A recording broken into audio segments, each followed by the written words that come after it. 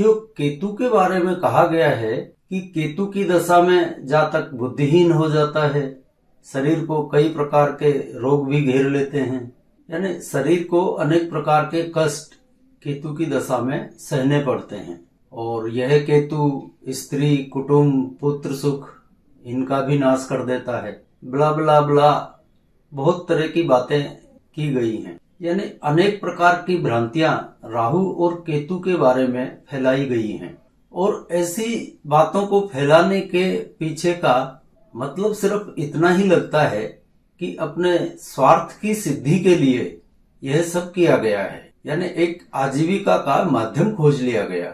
पर एक बात है कि राहु और केतु चाहे जितने पापी ग्रह हों, दुष्ट ग्रह हों, पर जो भी लोग राहु केतु के नाम पर काल सर्प दोष की शांति करवाकर अपनी जेबें भरते हैं, उनके लिए तो राहु केतु से ज्यादा शुभ ग्रह कोई हो ही नहीं सकता।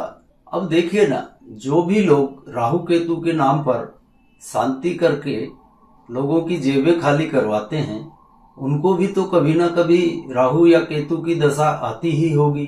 तो फिर इनकी जेबें क्यों भरी हुई रहती हैं? सबसे बड़ा सवाल यही है। अब थोड़ा सा विचार करने की बात है कि राहु केतु को जो भूमिका इस ब्रह्मांड में मिली है, उसमें संचालन सहयोग करने की राहु केतु एक एक जातक को सिर्फ पीड़ित और परेशान करने का ही काम शुरू कर दें, फिर तो यह गुंडागर्दी वाला काम हो गया।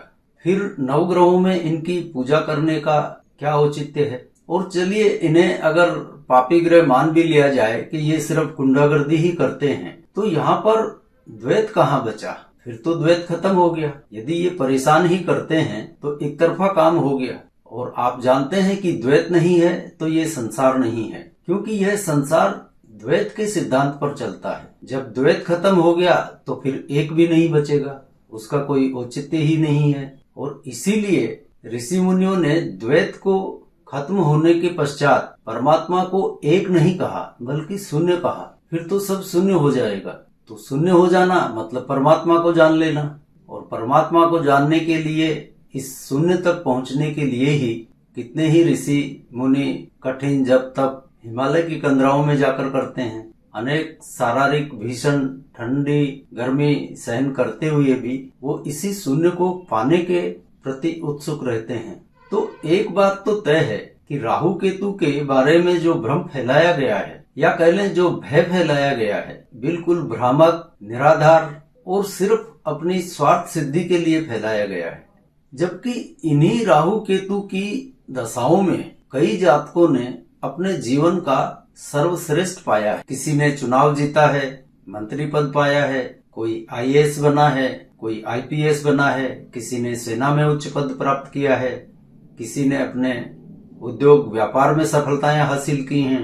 तो उनके साथ ऐसा क्यों हुआ? इससे साफ जाहिर है कि राहु केतु का सिर्फ एक तरफा काम नहीं है, यह भी द्वैत के सिद्धांत पर ही काम करते हैं। और आपको बहुत सी कुंडलियां मिल जाएंगी अपने आसपास नजदीक में ही, जिन्होंने राहु केतु की दशा में बहुत कुछ जीवन में सर्वश्रेष्ठ पाया है। आज का हमारा विषय सिर्फ केतु से संबंधित है। वो तो राहु के साथ केतु और केतु के साथ राहु लपेटे में आ ही जाता है, इसलिए हम अभी तक आपसे राहु केतु की बात करते रहे। देखिए, केतु की यदि हम बात करें तो यह ना तो कोई दुष्ट ग्रह है, ना कोई पापी ग्रह है। हाँ, इसको आप विच्छेदात्मक ग्रह मान सकते हैं। और चूंकि यह प्रकृति से ही विच्छेदात्मक है, इसलिए यह विच्छेद की स्थितियां तो उत्पन्न करेगा ही। आप चाहे जितनी बार काल सर्प दोष की पूजा करवा लीजिए, केतु अपनी प्रकृति नहीं छोड़ेगा। आप में से कई लोग होंगे जिन्होंने एक एक नहीं, दो दो बार, तीन तीन बार काल सर्प दोष की पूजा करवाई है, पर रिजल्ट कुछ नहीं मिला। अब यदि आपको याद हो तो हमने अपने पूर्व के किसी चैप्टर में राहु और केतु के बारे में विस्तार से बात की थी और आपको यह बताया था कि केतु मीन राशि का स्वामी है। काल पुरुष की कुंडली में मीन राशि 12वें भाव में पड़ती है और 12वां भाव मूलतः क्रिया का भाव है। इसीलिए आपने देखा होगा कि जब भी 12वां भाव एक्टिव होता है तब जातक बहुत क्रियाशील हो जाता है, उसमें एक उतावलापन आ जाता है। तो केतु को आप क्रिया का दूसरा रूप भी मान सकते हैं। तो प्रकृति द्वारा प्रदत्त क्रिया को आप कालसर्प दोष की पूजा करके अवरुद्ध नहीं कर सकते। प्रकृति निरंतर क्रियाशील रहती है, गतिशील रहती है। प्रकृति कह लें या संसार कह लें, इसमें ठहराव नहीं है। निरंतर यह प्रकृति, यह ब्रह्मांड गतिशील रहता है।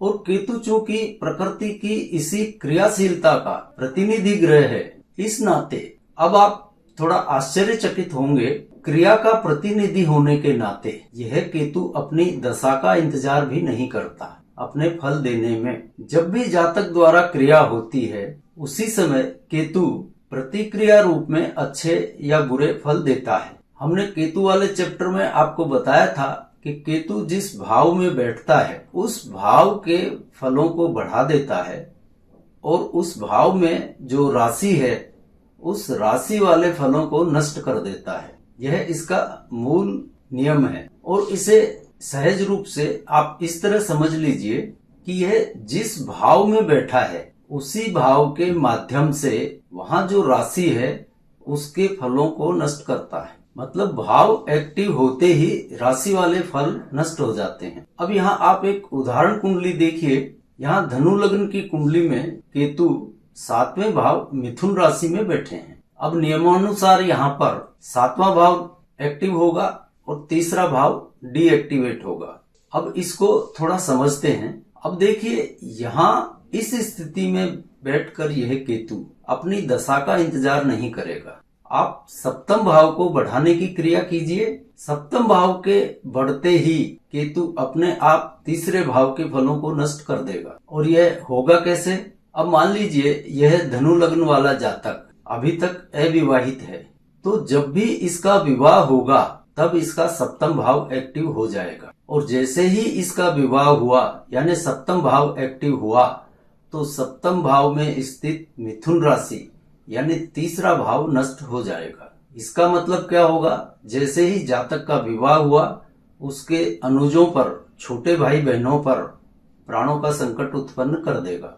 और जब तक यह जातक विवाह नहीं करे, तब तक यह केतु तीसरे भाव के कारकत्वों, जैसे भाई बहनों को ले रहे हैं हम यहाँ पर, उनको कुछ नहीं कर सकता। और इसी में इसका उपाय छुपा है। लेकिन यहाँ सप्तम भाव में अब आदमी कब तक कंवारा रहेगा? शादी तो आखिर करेगा ही, तो शादी करते ही यह घटना घटेगी। अब एक स्थिति यह भी हो सकती है कि इसको छोटे भाई बहन हो ही नहीं, तो फिर यह संकट इसके किसी नौकर चाकर पे या इससे जो भी छोटे हैं, जो तीसरे भाव के कारकत्व वाले लोग हैं, उन पर यह संकट पैदा होगा। और भाग्यवशात मान लीजिए इसके पास कोई नौकर चाकर ये वो कुछ भी नहीं है, तब इसका सप्तम जागृत होने के बाद क्या फल मिलेंगे? सोचने वाली बात है। तो इस स्थिति में जातक का जैसे ही विवाह होगा, यानी सप्तम भाव खड़ा होगा, उस वक्त इसकी मेहनत करने की, पराक्रम की आदत छूट जाएगी। क्योंकि इसको तो तीसरा भाव नष्ट करना है, तो यह जातक मेहनत करना छोड़ देगा, भाग्य भरोसे रहेगा, मनमौजी रहेगा। आशा है आपको केतु के बारे में यह एक बहुत महत्वपूर्ण सूत्र है, यह समझ में आ गया होगा। और आप इसको मनन करेंगे, विभिन्न कुंडलियों पर इसको अप्लाई करके देखेंगे, तो आपको एक बहुत बड़ा राज इसमें मिल जाएगा। और राहु केतु की, कालसर्प दोष की, इनकी पूजा करवाने की आवश्यकता ही नहीं पड़ेगी। तो आज के चैप्टर को यहीं विराम देते हैं और अगली बार आपसे मिलते हैं किसी नए विषय के साथ। तब तक के लिए जय जय सिया राम।